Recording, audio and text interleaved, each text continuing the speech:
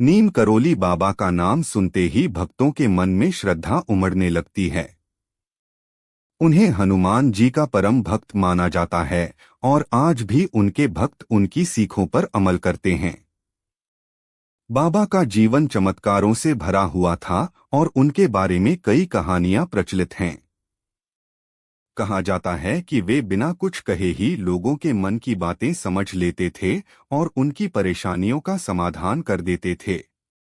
आइए आज हम आपको बताते हैं नीम करोली बाबा के जीवन से जुड़ी खास बातें। बचपन और गृहस्थ जीवन। नीम करोली बाबा का असली नाम लक्ष्मी नारायण शर्मा बताया जाता है। उनका जन्म एक ब्राह्मण परिवार में हुआ था। केवल 11 साल की उम्र में ही उनकी शादी हो गई थी, लेकिन उनका मन सांसारिक जीवन में नहीं लगता था। उन्होंने साधु बनने का फैसला किया और घर छोड़ दिया। हालांकि पिता के कहने पर वे कुछ समय के लिए वापस आए और परिवार की जिम्मेदारियां निभाईं। उनके 2 बेटे और 1 बेटी भी हुई, लेकिन आध्यात्मिक मार्ग की ओर उनका झुकाव हमेशा बना रहा। कहा जाता है कि 17 साल की उम्र में ही उन्हें ज्ञान की प्राप्ति हो गई थी और उनके गुरु स्वयं हनुमान जी थे। कैसे पड़ा नीम करोली बाबा नाम? नीम करोली बाबा ने पूरे भारत में भ्रमण किया और हर जगह उन्हें अलग अलग नामों से पुकारा गया, लेकिन उनका प्रसिद्ध नाम नीम करोली बाबा कैसे पड़ा, इसके पीछे एक रोचक घटना है। एक बार वे ट्रेन में बिना टिकट यात्रा कर रहे थे। जब टिकट चेकर ने उन्हें देखा तो अगले स्टेशन नीम करोली पर उतार दिया। बाबा वहीं बैठ गए और अपना चिमटा जमीन में गाड़ दिया। इसके बाद ट्रेन आगे नहीं बढ़ सकी। जब अधिकारी और यात्री घबरा गए तो किसी ने सुझाव दिया कि बाबा से माफी मांगी जाए।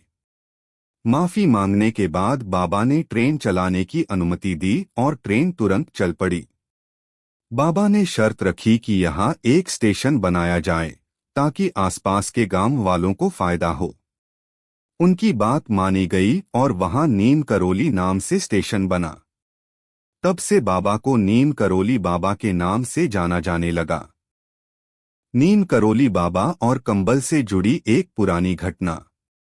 नीम करोली बाबा के जीवन से जुड़ी कई चमत्कारी घटनाएं प्रचलित हैं। एक घटना के अनुसार एक बार बाबा एक बुजुर्ग दंपति के घर अचानक पहुंचे। वे उनके अतिथि बने और रात वहीं रुकने का निर्णय लिया। दंपति ने उन्हें भोजन करवाया और एक कंबल देकर आराम करने के लिए कहा। रात में बाबा उस कंबल में सोते हुए कराहने लगे, जैसे कि कोई उन्हें मार रहा हो। अगली सुबह उन्होंने दंपति से कहा कि यह कंबल नदी में बहा दें और फिर वे वहां से चले गए। कुछ दिनों बाद उस दंपति का बेटा घर लौटा। वह सेना में था। उसने बताया कि युद्ध के दौरान वह बहुत मुश्किल में फंस गया था, लेकिन कोई अदृश्य शक्ति उसे बचा रही थी। उसे बार बार एक बुजुर्ग संत की छवि दिख रही थी। यह सुनकर उसके माता पिता समझ गए कि बाबा ने ही उसके प्राण बचाए थे। इस घटना के बाद से बाबा को कंबल चढ़ाने की परंपरा शुरू हुई ताकि वे भक्तों की रक्षा करें। नीम करोली बाबा और कैंची धाम। नीम करोली बाबा का प्रमुख आश्रम उत्तराखंड के नैनीताल जिले में स्थित कैंची धाम है। यह आश्रम भक्तों के लिए आध्यात्मिक ऊर्जा का केंद्र बना हुआ है।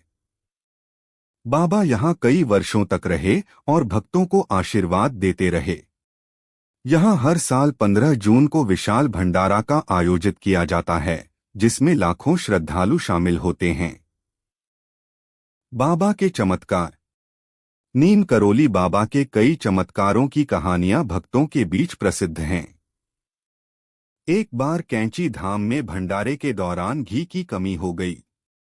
बाबा के कहने पर नदी से पानी लाया गया और जब उसे प्रसाद बनाने के लिए उपयोग किया गया तो वह घी में बदल गया। एक बार उनके भक्त को कड़ी धूप में यात्रा करनी थी। बाबा ने उसे आशीर्वाद दिया और रास्ते भर उसके ऊपर बादल की छतरी बनी रही, जिससे उसे धूप नहीं लगी। मान्यता है कि बाबा के पास आने वाले लोगों की परेशानियां बिना कहे ही दूर हो जाती हैं। कैंची धाम कैसे पहुँचे? अगर आप नीम करोली बाबा के आश्रम जाना चाहते हैं तो नैनीताल से यह स्थान 17 किलोमीटर की दूरी पर स्थित है।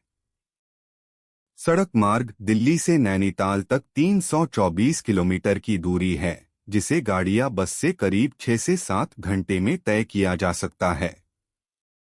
रेल मार्ग निकटतम रेलवे स्टेशन काठगोदाम है, जो कैंची धाम से 38 किलोमीटर दूर है। यहां से टैक्सी या बस लेकर आश्रम पहुंच सकते हैं। हवाई मार्ग सबसे नजदीकी हवाई अड्डा पंतनगर है, जो 70 किलोमीटर की दूरी